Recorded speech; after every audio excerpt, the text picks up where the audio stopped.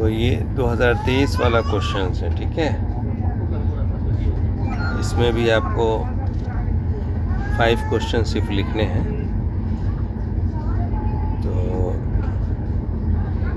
चाहे हिंदी में लिखिए, इंग्लिश में लिखिए, दोनों मिक्स करके भी लिख सकते हैं। अब देखिए, जो फर्स्ट क्वेश्चन है आपका, ये क्वांटम केमिस्ट्री से ना, find out the energy and wave function of A free particle confined in A 1 dimensional box, और उसी का पार्ट है what do you mean bye degeneracy of state.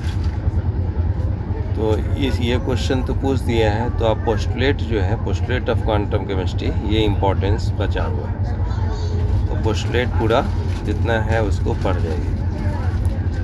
Second question है discuss the construction of glass electrode. ये electrochemistry क्या है, and how will you measure pH of a solution with the help of glass electrode, and what is over voltage. तो ये तीनों जो topic है इसको हटा दीजिए, और उसके बाद जो रेस्ट बच जाता है उसकी तैयारी कीजिए फिजिकल में।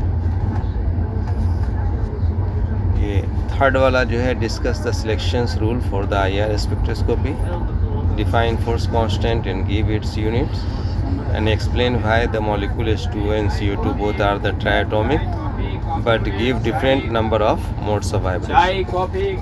H2 is IR inactive but H2O is IR active। तो ये नीचे वाला है वो रीजनिंग टाइप का क्वेश्चन है ना, ये हर साल बदलते रहते हैं, लेकिन कुछ ना कुछ H2O और CO2 का वो पूछेगा। तो H2O और CO2 का जो IR स्पेक्ट्रा है उसको अच्छे से देख लीजिए। ये उसके बाद है NMR से पूछा हुआ है केमिकल शिफ्ट, स्पिन कपलिंग और टाउ स्केल।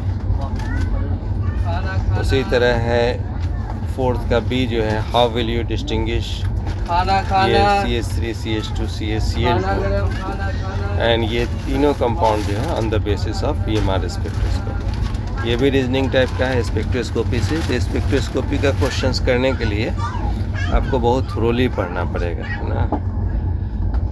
उसी तरह है what is the difference between concentration cell with transference and concentration cell without transference, and what do you mean by corrosions of metals.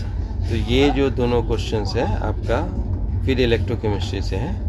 इसको आप क्या कीजिए कि सिलेबस देख के इसको हटा दीजिए उसमें से, और जो बचा हुआ सिलेबस है उसको रीड आउट कीजिए। ये भी है लास्ट वाला, calculate the EMF of the cell at 25 degree Celsius which is, ये कैलकुलेशंस है। तब हो सकता है जिंक की जगह पर कॉपर पुट करके दे दे। 6 नंबर क्वेश्चन है explain why any 4 of the following.